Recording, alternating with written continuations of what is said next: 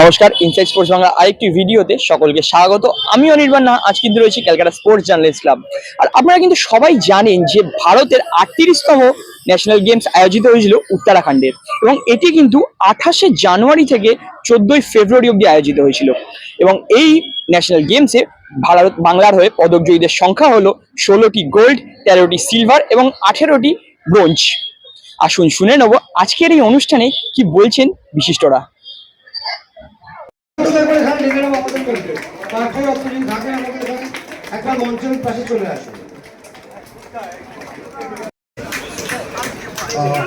অ্যাক্রোবাটিক gymnastics মিক pair ওই সোনাজয়ী আব্দুল হামিদ চৌধুরী ও সাইরা গুপ্তাকে আছে কিনা আমি জানি না, আছে তো?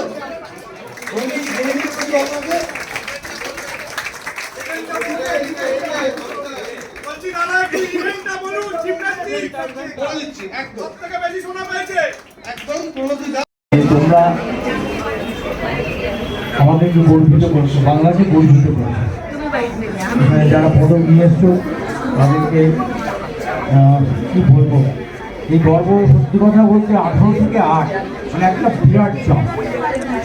তো যাই হোক, তোমরা সব আজকের এই অনুষ্ঠানে এসেছো এবং প্রেস ক্লাব থেকে তোমাদেরকে যতটা পারবে তোমাদের পরিচিতিটা বাড়িয়ে দেবে, এটুকু আমি বুঝলাম। বিশ্বরূপ দা, আপনাকে দিয়ে শুরু করি না, আপনাকে দিয়ে শুরু করছি।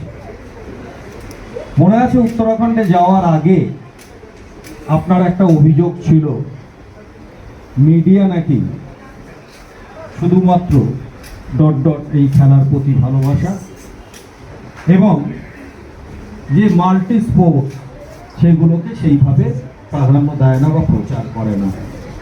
আপনার মুখ থেকেই আমি জানতে চাইব পরবর্তী সময় আপনার সেই ধারণাটা কি কিছুটা হলো ভেঙেছে? জবাবটা পরে আপনার জন্য তোলা রইল। যাই হোক, উত্তরাখণ্ডে যাওয়ার আগে যখন পশ্চিমবঙ্গ সরকার আমাদের মাননীয় ক্রীড়ামন্ত্রী অরূপ বিশ্বাস ঘোষণা করেছিলেন, দীর্ঘদিন ধরে চলছিল যে বাংলা থেকে খেলোয়াড়রা কেন পদক আনবে, তাদের তো বাইরে চলে যেতে হয়। কিন্তু এবার রাজ্য সরকার সন্তোষ ট্রফি জয়ী বাংলার ফুটবল দলকে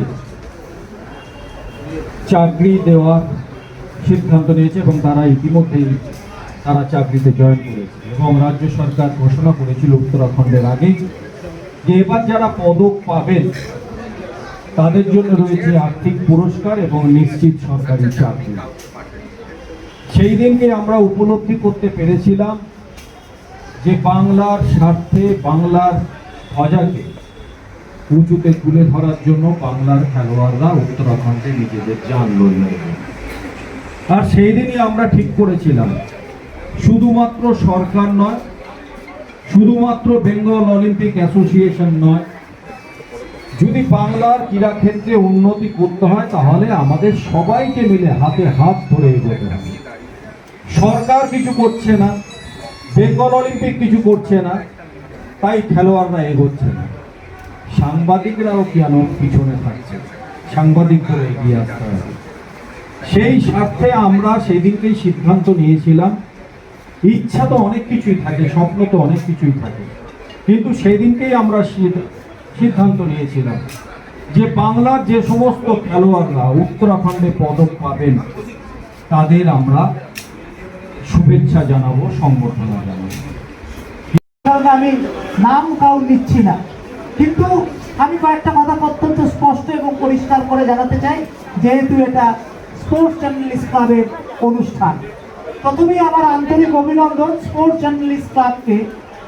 যাবার আগে যে প্রেস কনফারেন্স হয়েছিল সেখানে আমার শুভেচ্ছার সাথে একটু মনোমালিন্য হয়েছিল। সাময়িক যে স্পোর্টস জার্নালিস্ট ক্লাব আমাদের যে ইভেন্টগুলো সেগুলো প্রচার করে না বলে পিকে ব্যানার্জি যেমন ভোকাল টনিক দিয়ে তাতিয়ে দিতেন, শুভেচ্ছাও দিতে গেছিলেন এবং আলটিমেট দিনের শেষে দেখা গেল যে বাংলার মিডিয়া শুধু ফুটবল, ক্রিকেট, টেনিস নয়, সব খেলার জন্য লন্ডন, যোগাসন থেকে আরম্ভ করে সব সাঁতার, অ্যাথলেট, জিমন্যাস্ট সব খেলাগুলোকে সমানভাবে প্রচার করেছে এবং মানুষ জানতে পেরেছে।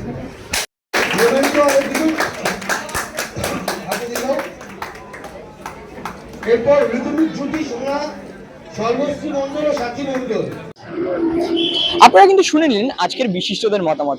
পরের সাগ্নিক দত্তের সঙ্গে আমি অনির্বাণ নাহা, ইনসাইড স্পোর্টস বাংলা, কলকাতা।